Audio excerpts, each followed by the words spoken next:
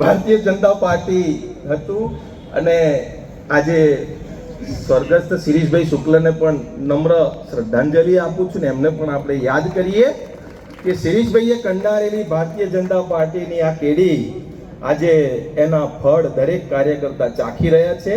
આવો આપણે સૌ સાથે મળી અને ફરીથી ખંભાતના વિકાસમાં સૌ સાથે મળી અને કામે લાગી જઈએ.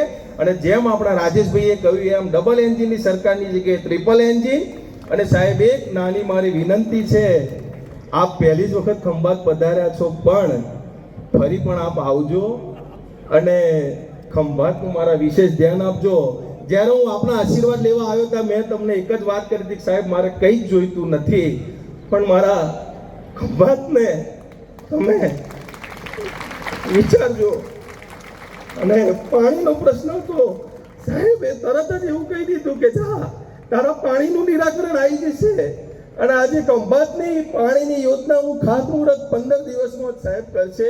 સાથે સાથે 56 ગામની પણ 160 કરોડની પાણીની યોજના પણ સાહેબે મંજૂર કરી દીધી છે. એટલે ફરીથી આ તબક્કે ભારતીય જનતા પાર્ટીની સરકારનો ખૂબ ખૂબ આભાર માનું છું અને આવનારા વર્ષોમાં પણ સાહેબ ખંભાત વિશે ધ્યાન રાખજો. આભાર ચિરાગભાઈ. હવે આપણા લોકલાડીલા પેજ પ્રમુખના પ્રણેતા અને ગુજરાતના યશસ્વી ભારતીય જનતા પાર્ટીના અધ્યક્ષ એવા CR પાટીલજીનું સ્વાગત કરવા માટે બંને પૂર્વ ધારાસભ્યશ્રીઓ, સાંસદશ્રી, શહેર સંગઠન